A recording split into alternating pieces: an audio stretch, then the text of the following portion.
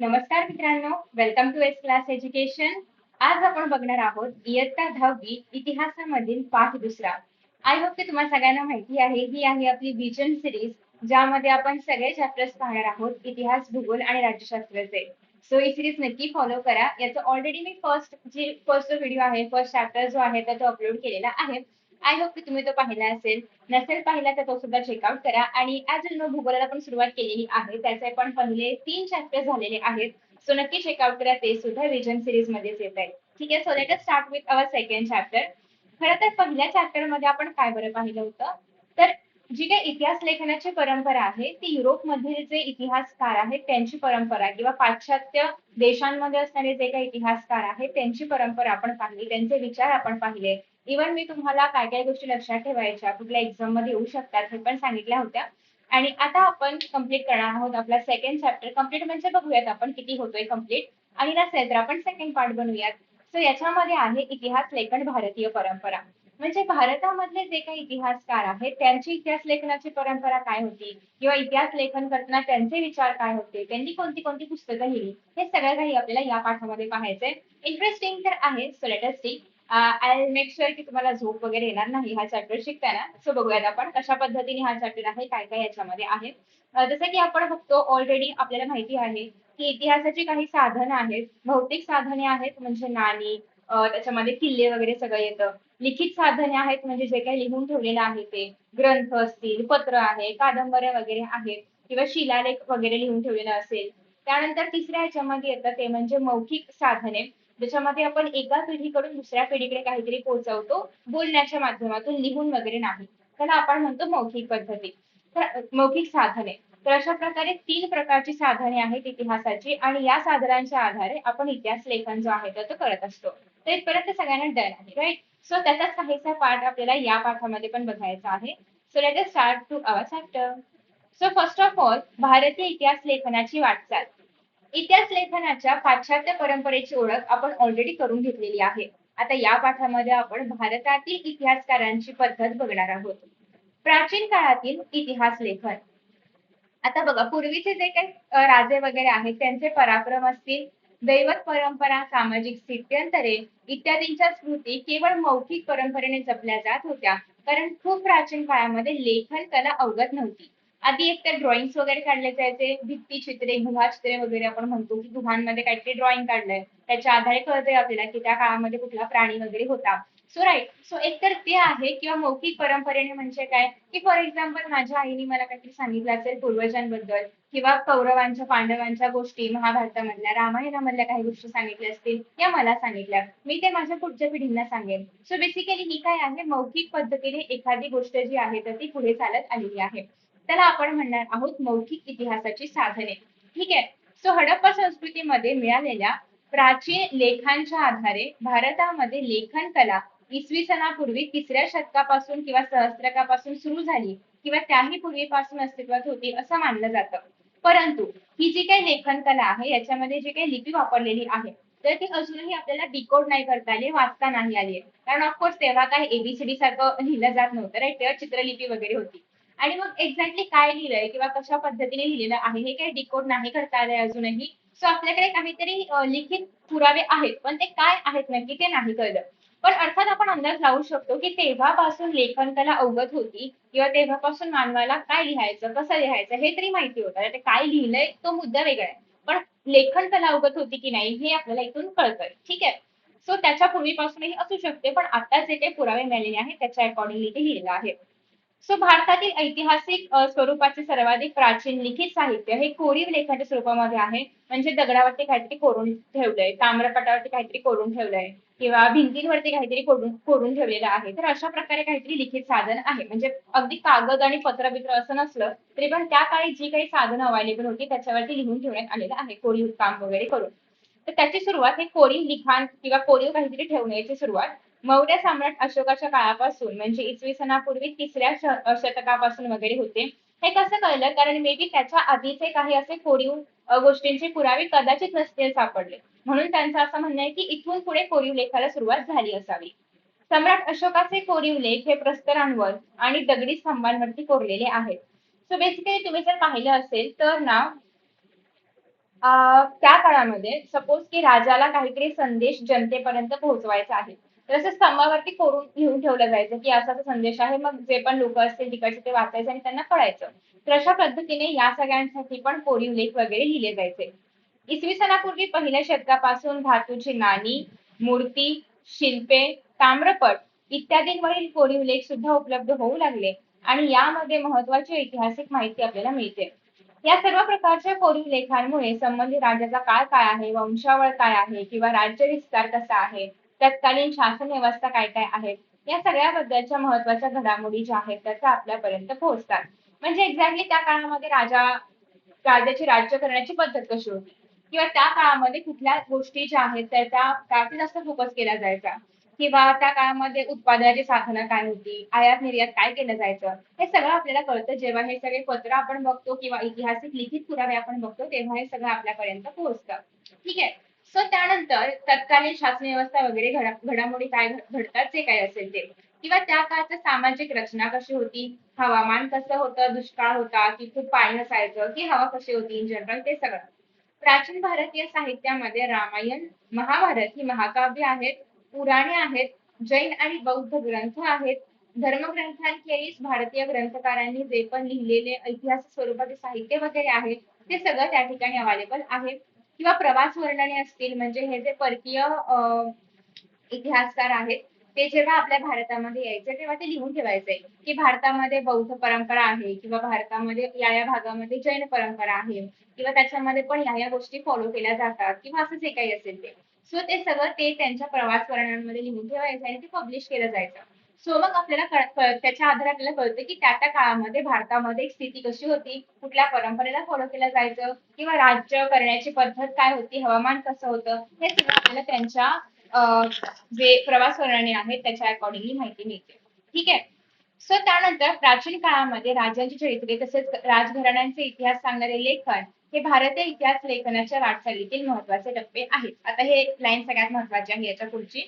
So याच्यामध्ये काय म्हटलंय की इसवी सनाच्या 7व्या शतकामध्ये बाणभट्ट या कवीने हर्षचरित हे एक प्रकारचं संस्कृत काव्य लिहिलं ज्यामध्ये त्यांनी त्या काळामध्ये सामाजिक जीवन कसं होतं, आर्थिक जीवन कसं होतं, आर्थिक गोष्टी कशा होत्या किंवा राजकीय जीवन कसं होतं, धार्मिक जीवन कसं होतं, या सगळ्याबद्दलची माहिती त्याच्यामध्ये दिलेली आहे.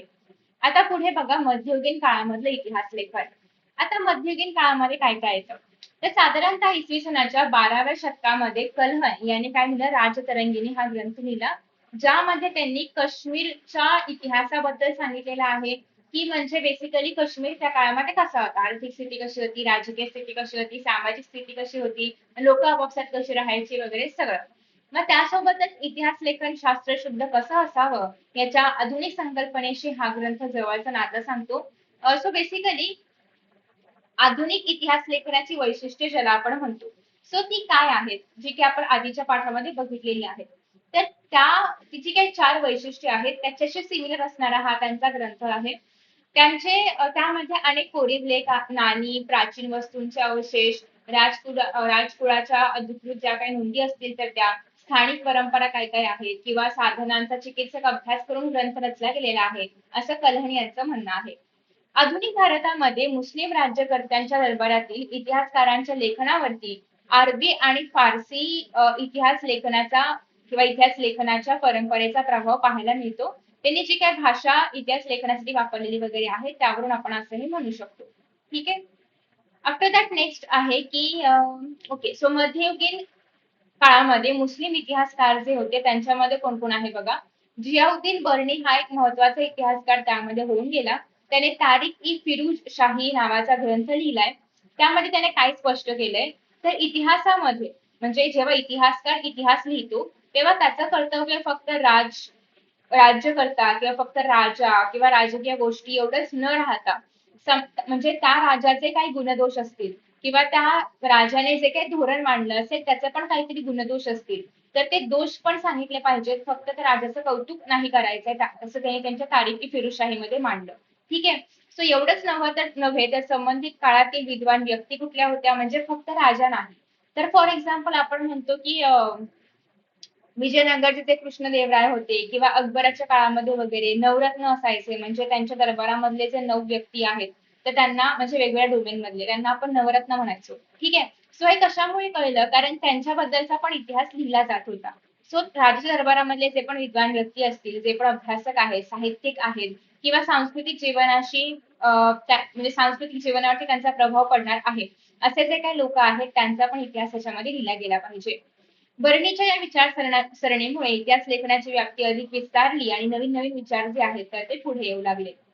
त्याच्या आधी आपण या ठिकाणी ना इतर जे काही मुघल इतिहास लेखक आहेत त्यांच्याबद्दल माहिती बघतोय. सो लेट अस से की या ठिकाणी काय इन्फॉर्मेशन आहे.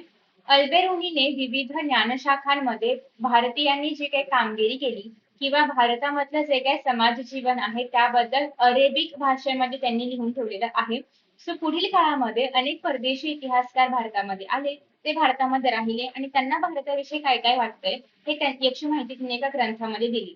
सो त्यातील हसन निजामी लिखित ताजुल नासिर असेल किंवा मिनहाज ई सिराज यांनी लिहिलेलं तबाकत ई नासिरी असेल, हे मोस्टली एक्झाम मध्ये नाही विचारलं जात, सो लक्षात ठेवायची गरज नाहीये, बट ऍटलीस्ट रीड केलं पाहिजे.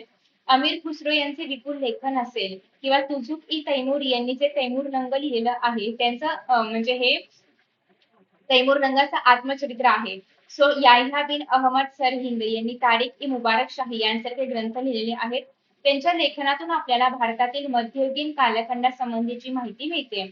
परदेशी प्रवाशांनी लिहून ठेवलेले जे काही वृत्तांत वगैरे आहेत तर ते पण भारतीय इतिहासाची महत्वाची साधनं आहेत. इब्न बतुता यांच्याबद्दल आपण आय गेस 9व्या चॅप्टर मध्ये शिकणार आहोतच, बऱ्याचशा गोष्टी अजून नव्याने कळतील आपल्याला. त्यासोबतच अब्दुल रझाक असेल, मार्को पोलो यांचं पण नाव मेन्शन असणार आहे 9 चॅप्टर मध्ये, 8 चॅप्टर मध्ये आय गेस 8 9 मध्ये. निकोलो कॉन्ती बार्बोसा असेल किंवा डॉमिंगो स्पेस हे त्यांच्यापैकी होते की जे प्रवास वर्णन लिहायचे किंवा जे परदेशी इतिहासकार किंवा पर्यटक भारतामध्ये यायचे आणि ते भारताबद्दल काहीतरी लिहायचे. त्यांच्या लेखनातून मध्ययुगीन काळामध्ये भारत कसा होता याची माहिती आपल्याला मिळते. ईश्वरदास नागर, भीमसेन सक्सेना, थाफी खान, निकोलाय मनुची हे बादशहा औरंगजेबच्या काळातील इतिहासकार होते. आता अर्थात त्यांनी जी काही माहिती लिहून ठेवली असेल त्याद्वारे आपल्याला औरंगजेबाचा काळ कसा होता, त्याच्या काळामध्ये एक साधारणतः राजकीय घडामोडी कशा होत्या किंवा आर्थिक व्यवस्था कशी होती या सगळ्याची माहिती आपल्याला त्याच्या आधारे मिळू शकते. ठीक आहे. त्यानंतर आफ्टर दॅट मुघल बादशहांच्या दरबारातील इतिहासकारांच्या लेखनामध्ये राज्यकर्त्यांची स्तुती आणि त्याचबरोबर त्यांच्या ज्या काही निष्ठा पैलूंना महत्व प्राप्त झालं, त्या खेरीज त्यांच्या वर्णनामध्ये समर्पक पद्य वगैरे असायचे, उतारे असायचे, सुंदर चित्र वगैरे असायचे त्यांनी जे काही लिहून ठेवलेलं आहे त्याच्यामध्ये. सो मुघल साम्राज्याचा संस्थापक बाबर याचं पण आत्मचरित्र आहे तुझुक ई बाबरी. यामध्ये त्यांनी जी काही युद्ध केली होती त्याच्याबद्दलचं वर्णन आहे. त्यासोबतच त्याने ज्या ज्या देशांमध्ये ज्या ज्या शहरांमध्ये प्रवास केला होता त्याचे वर्णन आहेत. तिथलं आर्थिक व्यवस्था कशी होती किंवा तिथले रीतिरिवाज कसे होते, वनस्पती सृष्टी कशी होती, या सगळ्याचा बारकाईने अभ्यास त्याने केलाय आणि तो सगळा त्याच्या तुझुक ई बाबरीमध्ये मांडलेला आहे. जेणेकरून आता आपण जेव्हा ते रीड करू तेव्हा आपल्याला एक तर हे कळेल की बाबरने कोणते कोणते युद्ध लढले, त्याच्यामध्ये काय स्थिती होती, कसं होतं सगळं कळेल. आणि त्यासोबतच त्या काळामध्ये तेव्हाची जी काही म्हणजे शासनाच्या घडामोडी असतील, राजकीय घडामोडी असतील, सामाजिक जीवन असेल, या सगळ्याची माहिती पण मिळते. इतिहास लेखनाच्या चिकित्सक पद्धतीच्या दृष्टीने अबुल फाजल याने अकबरनामा लिहिलाय, तो अत्यंत महत्वाचा आहे, तर नाव लक्षात ठेवायचे अबुल फाजलचं अकबरनामा. सो त्याने काय काय नोंदी केलेल्या आहेत तर त्याच्या आधारे ऐतिहासिक कागदपत्रांचे काळजीपूर्वक आपण संकलन केलं पाहिजे. त्यातील माहितीची विश्वासार्हता आपण त्याची छाननी करून बघितली पाहिजे, चौकशी करून बघितली पाहिजे.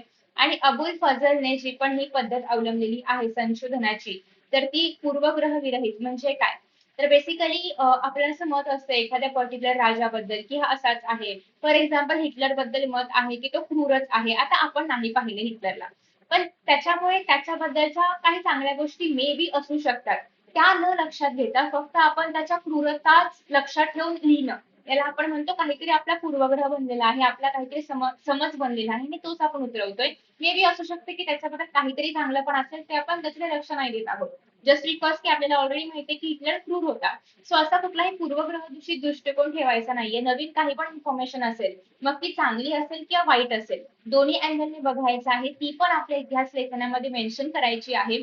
ते खऱ्या अर्थाने इतिहास लेखन आहे किंवा इतिहास लेखन वास्तववादी असलं पाहिजे असं त्यांचं म्हणणं होतं.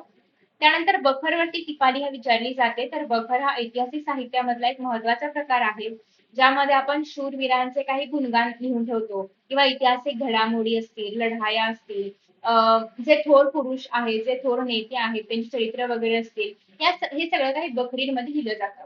सो बेसिकली बखरी म्हणजे आपण असं म्हणू शकतो की त्याच्या कादंबऱ्या असतात, ज्यामध्ये मेजॉरिटी गोष्टी रिअल असतात, पण काही गोष्टी फेक किंवा मनोरंजनासाठी पण असू शकतात. तर सिमिलरली बखरचं आहे, कारण बखर प्रत्येक लेखकाचा जो पॉइंट ऑफ व्ह्यू आहे तो वेगळा असू शकतो. म्हणजे फॉर एक्झाम्पल एकच घटना लिहायची, पण ए इतिहासकार आणि बी इतिहासकार दोघांची मतं वेगळी आहेत. तर सेम घटना आपण दोन प्रकारे लिहू शकतो. सिमिलरली बखरमध्ये तुम्हाला बघायला मिळेल की अनेक लेखकांचे त्यांचे स्वतःचे असे वेगवेगळे पॉइंट ऑफ व्ह्यूज पण आहेत. ठीक आहे. सो मराठी भाषेमध्ये विविध प्रकारच्या बखरी उपलब्ध आहेत. त्यामधील एक महत्वाची बखर आहे ती म्हणजे सभासद बखर. तर छत्रपती राजाराम महाराजांच्या कारकिर्दीमध्ये कृष्णाजी अनंत सभासद यांनी ही बखर लिहिली. कोणती? सभासद बखर, कृष्णाजी अनंत सभासद. हे तुम्हाला चुकीची जोडी ओळखा जे असतं आपलं त्याच्यामध्ये येऊ शकतं. छत्रपती शिवाजी महाराजांच्या कारकिर्दीमधील माहिती आपल्याला यातूनच मिळते. नेक्स्ट आहे ते म्हणजे भाऊसाहेबांची बखर. तर या बखरीमध्ये पानिपतची जे काही लढाई झाली होती त्याचं वर्णन याच्यामध्ये आहे, आणि याच विषयावरती आधारित मग पानिपतची बखर पण आहे. ही फक्त पानिपतची आहे. होळकरांची कैफियत आहे. तर या बखरीमधून आपल्याला होळकर घराणं जे आहे त्यांनी आपल्या स्वराज्याला किंवा आपल्या महाराष्ट्राला कशी मदत केली, त्यांचे किती योगदान आहे, या सगळ्याबद्दल माहिती मिळते. आता नेक्स्ट आहे आधुनिक काळातील इतिहास लेखन आणि त्यासोबतच ब्रिटिशांचा जो काही काळ आहे इतिहास लेखनामधला तर तो. स्वतः आपण आधुनिक काळामधले जे इतिहासकार आहेत किंवा ज्यांनी इतिहास लेखन केलेलं आहे, जे ग्रंथ जे पण लिहिलं असेल ते बघूयात. सो 20व्या शतकात ब्रिटिशांच्या राजवटीमध्ये भारतीय पुरातत्व म्हणजे पुरातत्व म्हणजे काय, जे पण जमिनीच्या खाली मिळतं ते उत्खनन करून आपण काढतो, त्याचा आपण शोध लावतो, त्याचा आपण अभ्यास करतो.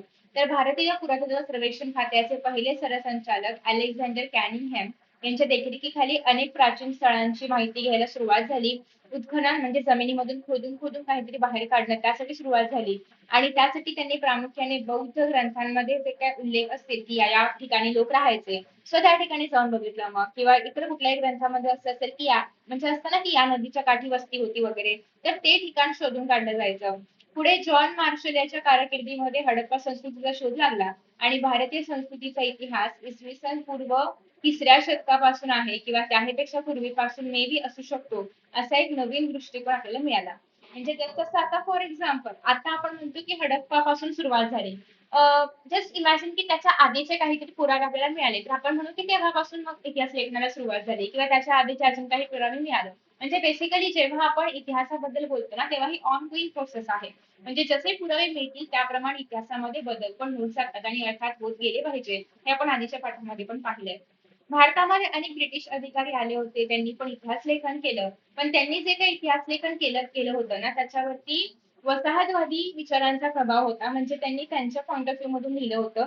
सो मे बी काही गोष्टी बरोबर असतील किंवा काही गोष्टी त्याच्यामध्ये चुकीच्या पण असू शकतात, कारण त्यांनी त्यांचे मतं मांडली होती किंवा वसाहतवादानुसार वगैरे लिहिलं गेलं होतं. सो त्यांच्या पॉइंट ऑफ व्ह्यूने तो इतिहास आहे, ज्याच्यामध्ये आपल्या भारतीय संस्कृती असेल किंवा भारतीय गोष्टी असतील त्यांना तेवढं महत्व नाही दिलं गेलं. जेम्स मिल यांनी the history of British India या ग्रंथाचे 3 खंड लिहिले 1817 साली. आणि ब्रिटिश सरकारने भारतीय इतिहासकार लिहिलेला म्हणजे एका ब्रिटिशाने भारताच्या इतिहासावरती काहीतरी लिहून ठेवलंय असं पहिल्यांदा घडलं आहे. आणि त्यांच्या लेखनातून पण वस्तुनिष्ठ दृष्टिकोनाचा अभाव आणि भारतीय संस्कृतीच्या विविध पैलूंवर पूर्वग्रह दृष्टिकोन पाहायला मिळतो. म्हणजे एक तर पहिली गोष्ट म्हणजे त्यांनी लिहिलं इतिहास लेखन केलं त्यांनी भारताचं, ठीक आहे. पण त्याच्यामध्ये ना बऱ्याचशा अशा गोष्टी आहेत की ज्या खरं तर भारतीय संस्कृती चांगली आहे, पण त्याच्यामध्ये त्यांनी ते लिहिलं नाहीये. त्यांनी नेहमी भारतीय संस्कृतीला गौण मानले, गौण म्हणजे ब्रिटिशांच्या खालीच्या लेवलला मानलेला आहे, किंवा त्यासोबतच त्यांनी जितकं म्हणावं तेवढं महत्व नाही दिलंय. सो या सगळ्या गोष्टी याच्यामध्ये आहेत. पूर्वग्रहचित आहेत, त्यांनी काहीतरी भारतीयांबद्दल मनात ठरवून ठेवलं असेल, ते कशाच अँगलने लिहून वगैरे ठेवलंय. सो असं सगळं याच्यामध्ये आहे. सो सन 1841 मध्ये माउंट स्टुअर्ट एल्फिस्टन यांनी द हिस्ट्री ऑफ इंडिया हा ग्रंथ लिहिला आणि त्यामध्ये त्यांनी साधारणतः हेच की मुंबई किंवा पूर्ण महाराष्ट्र किंवा पूर्ण भारत, तर या सगळ्याबद्दलचं वर्णन त्याच्यामध्ये आहे. तर माउंट स्टुअर्ट एल्फिस्टन हे मुंबईचे गव्हर्नर सुद्धा होते या काही काळामध्ये. नेक्स्ट आहे भारताच्या इतिहासामध्ये मराठी साम्राज्याच्या कालखंडाचे स्थान अत्यंत महत्वाचे आहे. मराठी साम्राज्याचा इतिहास लिहिण्यासाठी भारतीय अधिकाऱ्यांमध्ये जो जेम्स ग्रँट डफ आहे, तर हा इतिहासकार आहे. त्याने the history of the Marathas हा ग्रंथ लिहिला. आणि या ग्रंथाचे पण 3 खंड आहेत. 3 वेगवेगळे बंडल्स बनवले जातात, 3 वेगवेगळे भाग बनवले जातात. भारतीय संस्कृती आणि इतिहास यांचा कमी लेखनाचा म्हणजे यांना कमी लेखनाचा ब्रिटिश अधिकाऱ्यांचा जो काही दृष्टिकोन आहे, तर ती प्रवृत्ती ग्रँड डफ याच्या लेखनामध्ये पण सेम पाहायला मिळते. कारण ऑफकोर्स तो पण एक ब्रिटिशर आहे. सो चान्सेस आहेत की तो पण ब्रिटिशर्सच्या पॉइंट ऑफ व्ह्यू लिहिल आणि शक्यतो खरं लिहिल याची शक्यता खूप जास्त कमी आहेच. त्यानंतर पुढे असं आहे की okay, so William Wilson Hunter याने हिंदुस्थानाचा द्विखंडात्मक इतिहास लिहिला आणि त्यामध्ये त्याची निपक्षपाती वृत्ती म्हणजे ना तो ब्रिटिशांच्या बाजूने आहे ना तो म्हणजे भारतीयांच्या बाजूने लिहितोय. तो मधला जो काही मार्ग आहे दोघांचा पण बघून जो आहे तर तो लिहितोय. डफ यांच्या इतिहास लेखनाच्या मर्यादा निळकंठ जनार्दन कीर्तने आणि वी क राजवाडे यांनी 19व्या शतकामध्ये दाखवून दिल्या. आता 19व्या शतकामध्ये नक्की त्याच्यामध्ये काय झालं, कोण कोण इतिहासकार होते, त्यासोबतच नवीन प्रकारचे कुठले इतिहास लेखन म्हणजे इतिहास विचार जे आहेत, नवीन प्रकारचे कुठले विचार इतिहास लेखनामध्ये आपण वापरू शकतो, हे सगळं काही आपण पुढच्या पाठामध्ये बघणार आहोत. सो भारतीय इतिहास लेखन विविध तात्विक प्रणालीपासून आपण सुरू करूयात नेक्स्ट व्हिडिओमध्ये किंवा पुढच्या पार्टमध्ये. सो आय होप की तुम्हाला आजचा हा पार्ट आवडला असेल. मी मुद्दाम लहान लहान व्हिडिओज बनवते कारण आय नो की आता जस्ट इयर स्टार्ट आहे आणि अजूनही तुमच्यामध्ये तेवढे पेशन्स नाहीये की तुम्ही 1 तास एका ठिकाणी बसून हे लेक्चर्स बघू शकाल. सो आय होप की आतापर्यंत मी जे पार्ट्स मध्ये करते ते फिजिबल आहे. इन केस जर तुम्हाला असं वाटतंय की मी फुल व्हिडिओ एकाच म्हणजे फुल चॅप्टर एकाच व्हिडिओमध्ये सांगावं तर त्याप्रमाणे तुम्ही सांगू शकता किंवा ही आयडिया कशी आहे ते पण सांगू शकता. बाकी तुम्ही लाईक शेअर तर केलं असेल, सबस्क्राईब पण करा. आणि ॲज यू ऑल नो की याबरोबरच महाराष्ट्र किंवा H board 9th and 10th standard Suhani असा अजून एक चॅनल आहे ज्यावरती मी माझे जे पर्सनल स्ट्रॅटेजीज आहेत की मी 99.20% स्ट्रेंथ मध्ये कसे मिळवले किंवा इतर सगळ्याच गोष्टी त्या सगळ्या मी शेअर करत असते. सो तो पण चॅनल नक्की चेकआउट करा. त्याची लिंक तुम्हाला खाली पिन कमेंट मध्ये बघायला मिळेल कारण तो अतिशय महत्वाचा आहे चॅनल या वर्षीच्या मुलांसाठी. सो आणि ॲज यू ऑल नो की विजन सिरीज ऑन आहे ती नक्की फॉलो करा, फ्री ऑफ कॉस्ट आहे. ठीक आहे. Thank you so much for watching. Best of luck and see the next session. Bye.